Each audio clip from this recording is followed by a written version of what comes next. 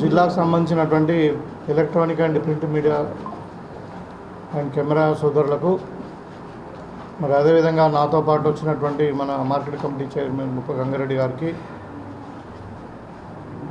మరి మండల పార్టీ అధ్యక్షుడు ఎల్లయ్య గారికి, పెద్దలు సీనియర్ కాంగ్రెస్ నాయకులు బాగారెడ్డి గారు, అదేవిధంగా బాగారెడ్డి గారు, పెద్దలు డీసీఎం చైర్మన్ సాయిరెడ్డి గారు, భూమారెడ్డి గారు, మన యూత్ కాంగ్రెస్ లీడరు నరేష్ గారు, రాజేందర్ గారు, రాజు గారు, అందరు పేరు పేరున రమేష్ సాయన మాజీ ఎంపీటీసీ గారు, అందరు కూడా పేరు పేరున నమస్కారం. గ్రామ సర్పంచ్, మాజీ సర్పంచ్ అందరు కూడా పేరు పేరున నమస్కారం తెలియజేస్తూ, ఇవాళ మనం మల్కాపూర్ ఏ నిజామాబాద్ రూరల్ మండలంలో మరి ఇందిరమ్మ ఇండ్ల కార్యక్రమం ఎప్పుడైతే ప్రభుత్వం ప్రెస్టీజియస్గా స్టార్ట్ చేసిందో అప్పుడు మండలానికి ఒక గ్రామం చొప్పున మరి 100% సాచురేషన్ మోడ్లో ఇండ్లు శాంక్షన్ చేయడం జరిగింది. అప్పుడు దాంట్లో మన నిజామాబాద్ రూరల్ మండలం మల్కాపూర్ ఏ అండ్ లక్ష్మాపూర్ ఒక గ్రామ పంచాయతీ, తర్వాత మోపాలలో నర్సింగ్పల్లి గ్రామము, అదేవిధంగా జక్రాన్పల్లిలో నారాయణపేట, డిచ్పల్లిలో కమలాపూరు, ఇందల్వాయిలో అన్సాన్పల్లి, మరి సిరికొండల చిన్నవాళ్ళు ఈ గ్రామాలను ఇనిషియల్గా మనం నోడల్ విలేజ్ కింద తీసుకొని అక్కడ 100% ఎన్ని మంది అర్హులు ఉంటే అంతమంది కూడా ప్రొసీడింగ్స్ ఇవ్వడం జరిగింది. అయితే ఇప్పుడు మల్కాపూర్ గ్రామంలో అప్పుడు అర్హులు అంటే అన్ని కేటగిరీస్ L1, L2, L3 అంటే ఇల్లు లేక ప్లాట్ ఉన్నవాళ్ళు, తమ్ముడు చేసి సైలెంట్, ఇండ్లు లేక ప్లాట్ ఉన్నవాళ్ళు, ఇండ్లు లేక ప్లాట్లు కూడా లేని వాళ్ళు, లేదంటే ఇల్లు ఉండి ఊన పెంకలు కానీ ఇట్లా కూలిపోయే ఇల్లు ఉన్న వాళ్ళు, ఇట్లా రకరకాల 3-4 రకాలుగా అంటే L1, L2, L3 లిస్ట్ తీసుకొని మొత్తం 100% ఎవరికైతే అర్హులు ఉన్నారో వాళ్ళందరూ కూడా సాచురేషన్ మోడ్లో ప్రొసీడింగ్ ఇవ్వడం జరిగింది. అయితే ఇలా మనం మల్కాపూర్ ఎందుకు వచ్చినామంటే ఇవాళ ఇది నోడల్ విలేజ్. మరి ఇక్కడ ఇండ్లు ఏ స్థాయిలో ఉన్నాయి, ఇప్పుడు ఈ ప్రతిపక్షాలు ఏం చేస్తున్నాయంటే ఇందిరమ్మ ఇళ్ళ మీద కూడా మరి బిల్లు వస్తాయో రావో, వీళ్ళు ఎక్కడ సరిగా స్కీమ్ ఇంప్లిమెంట్ కావట్లేదు, ఒక్కొక్క దగ్గర ఇసుక ప్రాబ్లం ఉందని, ఒక దగ్గర ఇంకొక ప్రాబ్లం ఉందని చెప్పి రకరకాలైనటువంటి ఆరోపణలు చేస్తూ ఉన్నారు. అవన్నింటినీ కూడా మరి తిప్పికొట్టడానికి మీ పత్రికా విలేకరులందరినీ కూడా ఇలా నిన్న నేను రిక్వెస్ట్ చేసి మరి మనం మల్కాపూర్ గ్రామానికి వెళ్దాము, మీరు అందరు కూడా రండి దయచేసి అంటే మీరు అందరూ కూడా రావడం జరిగింది. మీకు అందరు కూడా ముఖ్యంగా మరి ఇక్కడికి వచ్చినందుకు మీకు ధన్యవాదాలు తెలియజేస్తూ, మరి మల్కాపూర్ గ్రామము ఏలో మనకు 44 ఇండ్లు ముగ్గువసం, 44 ఇండ్లల్లో మరి అంటే బేస్మెంట్ లెవెల్కి వచ్చినాయి 28, రూఫ్ లెవెల్కి వచ్చినాయేమో 14. ఇక ఆర్సీసీ స్లాబ్ కూడా అయిపోయి మరి ఇప్పుడు ప్లాస్టింగ్ నడుస్తున్నటువంటి ఇండ్లేమో 2 ఉన్నాయి. ఇంకా మిగతా వాళ్ళు కొంతమంది అంటే తర్వాత కట్టుకుంటామని చెప్తున్నారు. సో ఇప్పుడు ఈ 44 ఇళ్లలో 28 మందికి 2 సార్లు అంటే ఇప్పుడు ఎట్లుందంటే పేమెంట్ విడతల వారిగా ఉంది. ఎవరైతే పునాదులు వరకు కట్టుకొని అంటే బేస్మెంట్ వరకు కట్టుకున్న వాళ్ళకు ఫస్ట్ మొదటి విడత 1 లక్ష రూపాయలు, తర్వాత గోడలు కట్టుకొని మరి స్లాబ్ లెవెల్కి వచ్చిన తర్వాత ఇంకొక 1 లక్ష రూపాయలు, అట్లా 28 మందికి 2 లక్షల రూపాయలు బ్యాంకులలో డిపాజిట్ చేయడం జరిగింది. తర్వాత స్లాబ్ వేసుకున్న వాళ్ళకు ఇంకొక 2 లక్షలు అడిషనల్ అంటే 4 లక్షల రూపాయలు. ఇంకా లాస్ట్ చివరి విడత ఎప్పుడు ఇస్తున్నామని అంటే ప్లాస్టరింగ్ అయిపోయి ఫ్లోరింగ్ అయిపోయి మరి మిగతా ఎలక్ట్రిసిటీ వాటరు శానిటేషన్ ఇవన్నీ కలరింగ్ కొరకు 1 లక్ష రూపాయలు, లాస్ట్లో మొత్తమే 5 లక్షల రూపాయలు వాళ్ళు 400 చదరపు అడుగుల నుండి 600 చదరపు అడుగులు కట్టుకున్న వాళ్ళకు మనం ఇస్తున్నాం. అది మల్కాపూర్లో అంటే మీకు క్లియర్గా డేటాతో చెప్తా ఉన్నా 44 ఇండ్లు కట్టుకుంటున్నారు. 28 మందికి 44 మందికి ఒక విడత అమౌంట్ పడ్డది, 28 మందికి 2 విడతల అమౌంట్ పడ్డది. తర్వాత ఇద్దరికేమో 3 విడతలు అంటే 4 లక్షల రూపాయలు పడ్డాయి. సో ఇట్లా ఉంది. సో ఇక్కడ మీరు చూస్తూ ఉన్నారు ఇలా నిజంగా పేదోడి కళ్ళల్లో మనము వెలుగులు చూస్తూ ఉన్నాం, చాలా సంతోషంగా ఉన్నారు. గత 30 ఏళ్ళ కింద తర్వాత మధ్యన రాజశేఖర రెడ్డి గారు ఉన్నప్పుడు ఇచ్చినటువంటి ఇండ్లే కానీ మరి మధ్యన మాకు 10 ఏళ్ళ నుండి 15 ఏళ్ళ నుండి ఒక ఇల్లు కూడా రాలే. మరి మా ఇండ్లు కావాలని అన్నప్పుడు మరి కాంగ్రెస్ పార్టీ ఎలక్షన్లో ప్రామిస్ చేసింది, మరి వస్తాయో రావో అని అనుమానాలు. అయితే వాళ్ళ కాంగ్రెస్ పార్టీ ప్రతిపక్షంలో నోరు మూసింది. మరి వాళ్ళ ప్రతి నియోజకవర్గానికి మన నియోజకవర్గం కూడా నేను చెప్తా ఉన్నా, ఇప్పుడు మొత్తం మనకు శాంక్షన్ అంటే ప్రొసీడింగ్స్ ఇచ్చినాయి దగ్గర 3603 అంటే కలెక్టర్ ద్వారా అనుమతి ఇచ్చినాయి. దాంట్లో మనకు 3000 పైచిలకు ఇల్లు ఇప్పుడు గ్రౌండ్ అయినాయి. గ్రౌండ్ కానీ కూడా ఏం చేస్తూ ఉన్నామని అంటే మరి ఎవరైతే కొంతమంది కట్టుకుంటలేరు ఇప్పుడు వెంటనే, వాళ్ళకి ఇల్లు లేదు కానీ కట్టుకుంటలేరు. రీజన్ ఏంటంటే వాళ్ళ భర్త ఎక్కడో దుబాయ్లో ఉన్నాడు, ఆయన వచ్చిందాక ఇల్లు కట్టుకోవద్దని ఒకటి ముహూర్తం చేయాలి కాబట్టి. ఎందుకంటే ఇల్లు అనేది ఒక కళ, అది ఒక ఇల్లు ఒకటి మన పెళ్ళి ఒకటి. బిడ్డల పెళ్ళి చేయాలంటే కూడా చాలా అంటే ఆస్పిషియస్గా ఉంటుంది హిందూ మైథాలజీలో. సో వాళ్ళు కారణాలు కొంతమంది ఇంట్లో ప్రెగ్నెంట్ ఉన్నా కానీ డెలివరీ అయిన తర్వాత కట్టుకుంటారు, లేకుంటే ఇంట్లో పాలెళ్ళు కానీ ఇంకెవరైనా దగ్గర బంధువులు చనిపోయినా కానీ 1 సంవత్సరం దాకా కట్టరు. ఇట్లా రకరకాల ఇంకా ఇప్పుడు ఇనిషియల్ ఇన్వెస్ట్మెంట్ కూడా 1 లక్ష రూపాయల వరకు ఇనిషియల్ ఇన్వెస్ట్మెంట్ అవుతుంది. వాళ్ళకి బేస్మెంట్ వరకు కడితే కానీ డబ్బులు రావు కాబట్టి ఆ ఇనిషియల్ ఇన్వెస్ట్మెంట్ లేక కొంతమంది ఏమో ముహూర్తాలకు మూడాలు ఉన్నాయని, లేకుంటే వాళ్ళ పేరు మీద ఇల్లు ముహూర్తం వెళ్ళలేదు 2 నెలల తర్వాత కట్టుకోమని ఇట్లా. సో మొత్తం మీద ఓవరాల్గా ఏంటంటే ప్రజలు మాత్రం చాలా ఎంకరేజింగ్గా ఉంది, అందరూ కూడా రెడీ ఉన్నారు ఇల్లు కట్టుకోవడానికి. సో అంటే ఈ సందర్భంగా ఇప్పుడు మేము కట్టిన ఇట్లా కూడా ఇప్పుడు దీనికి మొత్తం ఏంటంటే గవర్నమెంట్ ఒక 22,000 కోట్లు బడ్జెట్లో పెట్టి ప్రతి సంవత్సరానికి 5 సంవత్సరాల పొడుగా 1,00,000 కోట్లు పెట్టి మొత్తము 40 లక్షల ఇల్లు మొత్తం తెలంగాణ వ్యాప్తంగా కట్టియాలి. వచ్చే ఎన్నికల లోపల ప్రతి పేదవానికి, ఇల్లు లేని పేదవానికి, అర్హులందరూ కూడా ఇల్లు కట్టియాలన్నది ప్రభుత్వం యొక్క ప్రధాన లక్ష్యం. ఇవాళ ఈ సంవత్సరం బడ్జెట్లో 22,000 కోట్లు పెట్టుకున్నాం. అది కూడా దానికి ఏంటంటే ఇప్పుడు ఈ ఇందిరమ్మ ఇళ్ళ కొరకు మనం టిపికల్గా ఇప్పుడు మా మధ్యాహ్న భోజనం కానీ ఈ కొన్ని గ్రీన్ ఛానల్స్ ఉంటాయి, గ్రీన్ ఛానల్ పేమెంట్ చేస్తున్నాం డైరెక్ట్ ట్రెజరీకి సంబంధం లేకుండా. ఈ హౌసింగ్ బోర్డు దాంట్లోనే ఒక 3,000 కోట్లు ఇప్పుడు ఇమీడియట్గా పెట్టి ప్రతి సోమవారం ఇంజనీర్లు ఎట్లయితే ఇల్లు ప్రోగ్రెస్ అవుతున్నది దాన్ని అప్లోడ్ చేయాలి. యాప్లో మొత్తం మెజర్మెంట్ చేసి అంతా కూడా అప్లోడ్ చేస్తే కలెక్టర్ వెబ్సైట్ నుండి మళ్ళీ కమిషనర్ దగ్గర పోయిన తర్వాత అది ఎవ్రీ మండే నాడు ఆటోమేటిక్గా వాళ్ళ అకౌంట్లలో డబ్బులు పడతా ఉన్నాయి. అంటే గ్రీన్ ఛానల్ ఏర్పాటు చేసింది. దీంట్లో డబ్బులు వస్తాయో రావో ఇంకా వేరే ఇబ్బందులు అనేది ఏమాత్రం లేదు.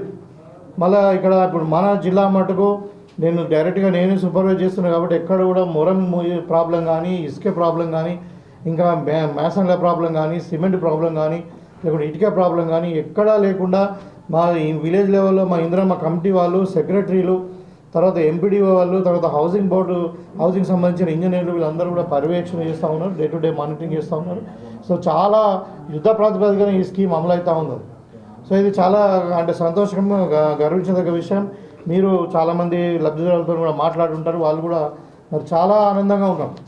మేము ఇంకా వాళ్ళకి చెప్పినా కూడా అవసరం ఉంటే మీకు ఏమి ఇబ్బంది ఉన్నా కానీ 24 గంటలు మేము అందుబాటులో ఉంటాం. ఈ విషయంలో మీరు తొందరగా ఇల్లు కట్టుకోండి. మరి ఇంకా రాని వాళ్ళు కూడా ఉన్నారు కొంతమంది. ఇప్పుడు ఏంటంటే మనకు ఇంకా చాలా డిమాండ్ ఉంది కాబట్టి రాని వాళ్ళకు కూడా తప్పకుండా 2వ విడతల ఇల్లు శాంక్షన్ చేస్తాం. 2వ విడత కాకుండా ఇప్పుడు కొంతమంది ఇండ్లు లేక ప్లాట్లు లేని వాళ్ళు కూడా ఉన్నారు.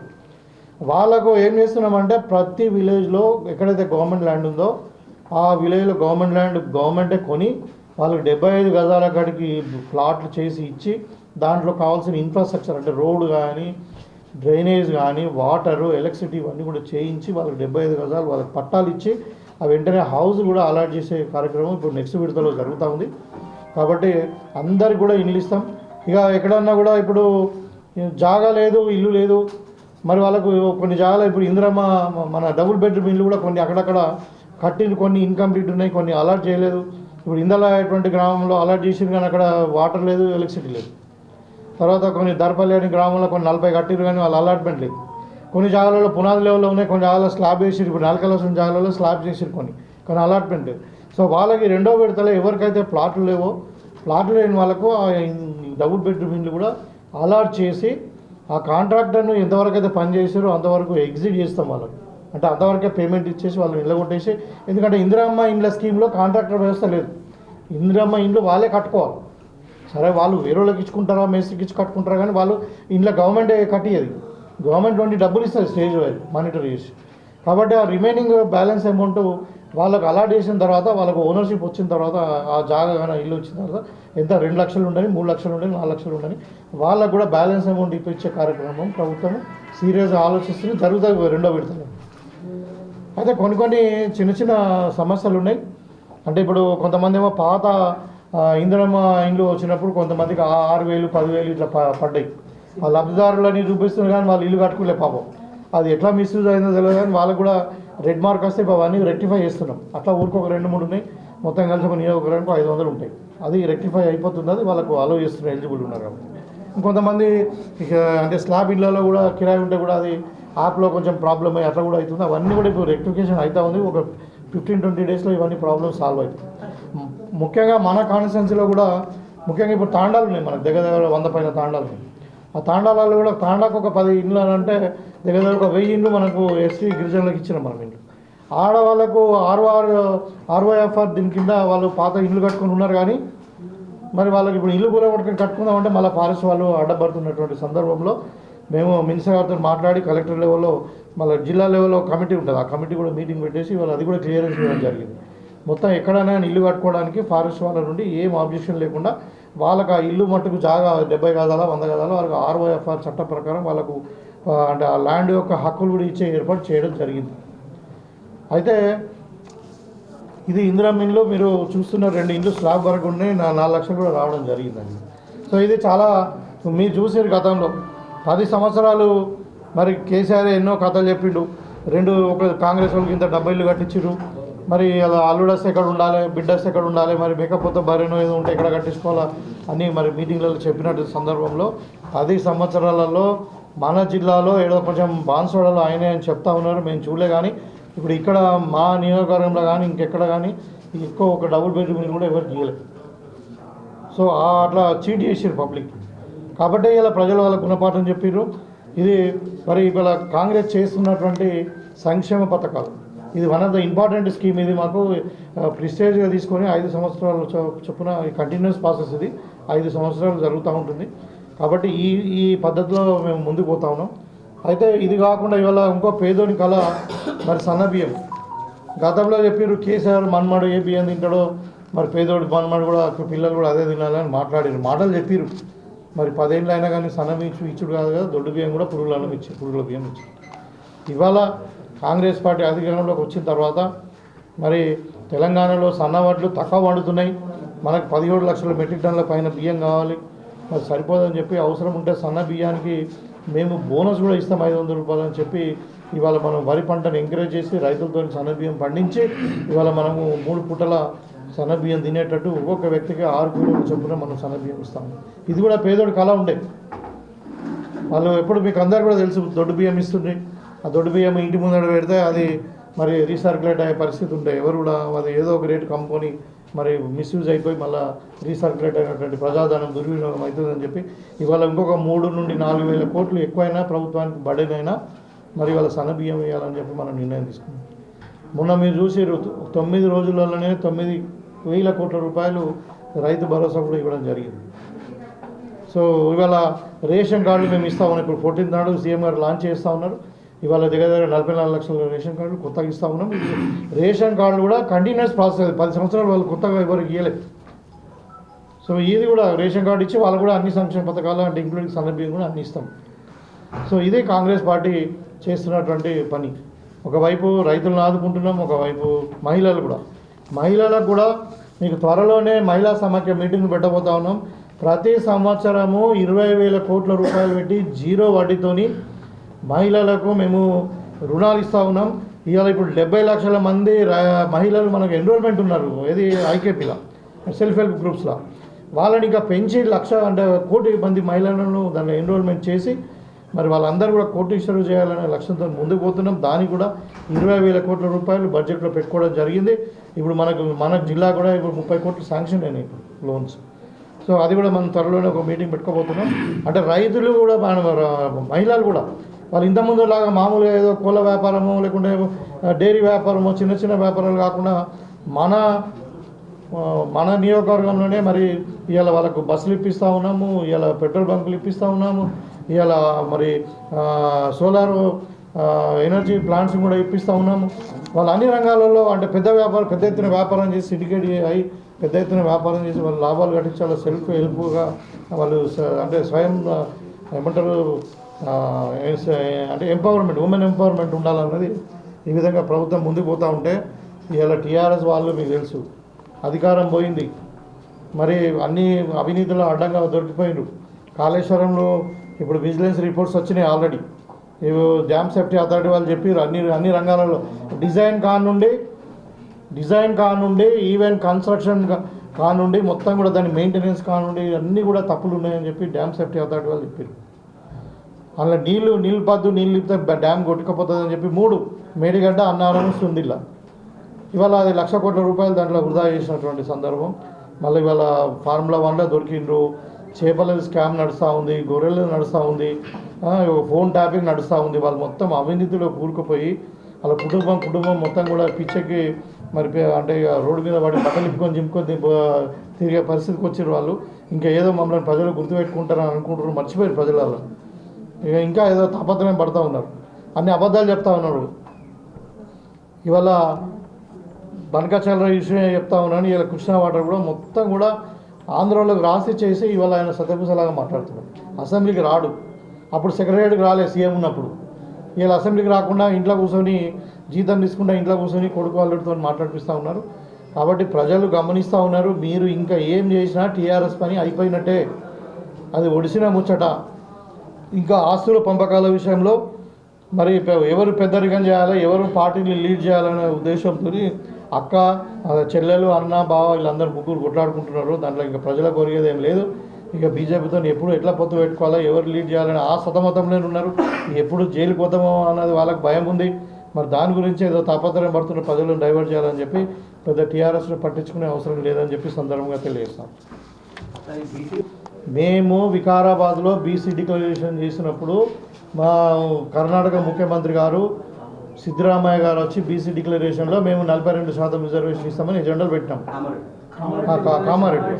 కామారెడ్డిలో పెట్టి మేము ఆ ఎజెండా ప్రకారమే మీకు అందరు కూడా తెలుసు ఎంత ప్రెస్టీజియస్గా మేము బీసీ కులగణన చేసినామన్నది. మరి 1,00,000 మంది ఎంప్లాయీస్ని పెట్టి 15 రోజులు 75 క్వశ్చనర్స్ పెట్టి నేను కూడా స్వయంగా దాంట్లో పాల్గొన్నా.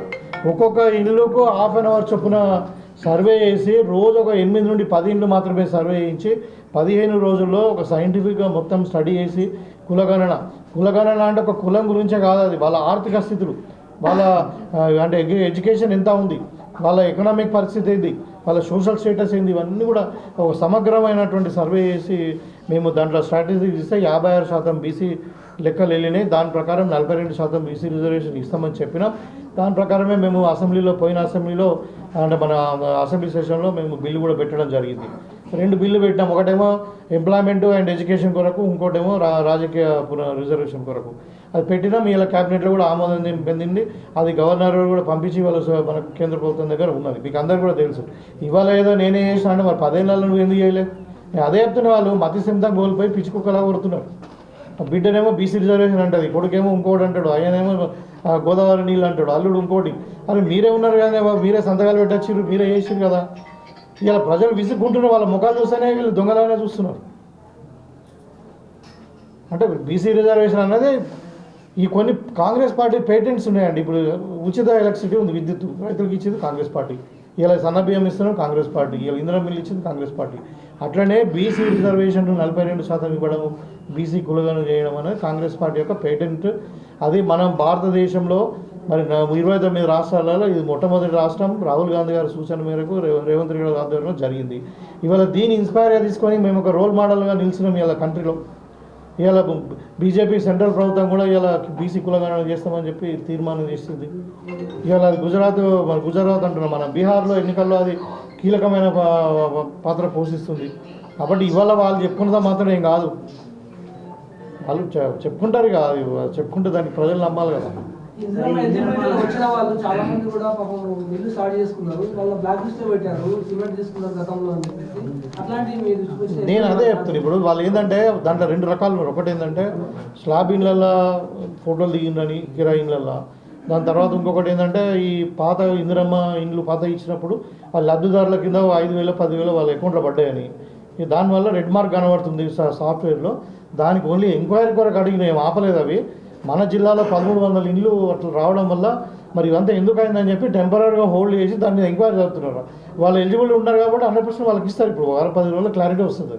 ఈ రేషన్ కార్డులు ఇందిరమ్మ ఇళ్ళకి సంబంధించి చాలా చోట్ల గ్రౌండ్ లెవెల్లో గ్రామ స్థాయిలో డబ్బులు వసూలు చేస్తుందని ఆరోపణ ఉంది. మీ దృష్టిలో ఏమైనా వచ్చిందా? 50 రూపాయలు ఇందిరమ్మ ఇళ్ళకి తీసుకుంటారు. ఇందిరమ్మ ఇళ్లలో అవినీతి జరిగిందని నేను అనుకుంటలేను. మేము మొదలే చెప్పినాం, మన దర్పల్లిలో ప్రెస్ మీట్ పెట్టినప్పుడు కూడా ఎక్కడైనా అవినీతి జరిగితే నాకే డైరెక్ట్ ఫోన్ చేయండి. మా కార్యకర్తలు కానీ ఎవరైనా కానీ పేదోళ్ళ దగ్గర డబ్బులు తీసుకుంటే వాళ్ళని పార్టీ నుండి సస్పెండ్ చేస్తామని చెప్పి కూడా చెప్పడం జరిగింది. ఇక మీ సేవలో మాత్రం అది పత్రికలలో కూడా వచ్చింది. ఇప్పుడు అందుకని ఏం చేసారు, డీసీఓ దగ్గర బ్లాక్ చేసారు. అంటే ఇది ఏమైందంటే ఇప్పుడు మీ సేవ సిస్టమ్ కూడా ఏమైందంటే అది ఒక మీడియేటర్ చేతిలోకి వెళ్ళిపోయింది. దాంట్లో మధ్యవర్తులు బ్రోకర్స్ తయారైపోయి ఎవరైతే డబ్బులు ఇస్తారో వాళ్ళకే ముందు ఎంట్రీ చేయడం ఇదంతా జరుగుతుంది. దాన్ని కూడా ఇవాళ ఇప్పుడు టెంపరీగా డిఎస్ఓ దగ్గర ఉన్న వెబ్సైట్ కూడా బ్లాక్ చేసి పెట్టిండ్రు. తప్పకుండా దాన్ని ఎంక్వైరీ అవుతున్నది. మీ సేవల మీద యాక్షన్ తీసుకుంటారు. దాంట్లో ఏం అవకతవకలు జరగడానికి లేదు. నేను మీ పత్రికాముఖం కూడా మీకు చెప్తా ఉన్నా, మీరు అర్హులు అయితే మీకు రేషన్ కార్డు మీ ఇంటికి వస్తుంది. ఇందిరమ్మ ఇండ్ల విషయంలో కానీ రేషన్ కార్డు విషయంలో మీరు ఎవరు మధ్యవర్తులను నమ్మకండి. మీకు ప్రభుత్వం మీకు 0 ఇన్వెస్ట్మెంట్ మీద మీకు డబ్బులు ఇస్తుంది. అంటే మనం ఏది ఇందిరమ్మ ఇండ్లు ఇస్తున్నది, తర్వాత రేషన్ కార్డులు ఇస్తాము. కాకపోతే మీ సేవలో 45 రూపాయలు ఏదో తీసుకుంటారో అది ఒకటి కట్టుకోవాలి. అంతేగాని ఇంకా ఎవరు కూడా మీడియేటర్కి డబ్బులు ఇచ్చే అవసరం లేదని పత్రిక కూడా చెప్తుంది.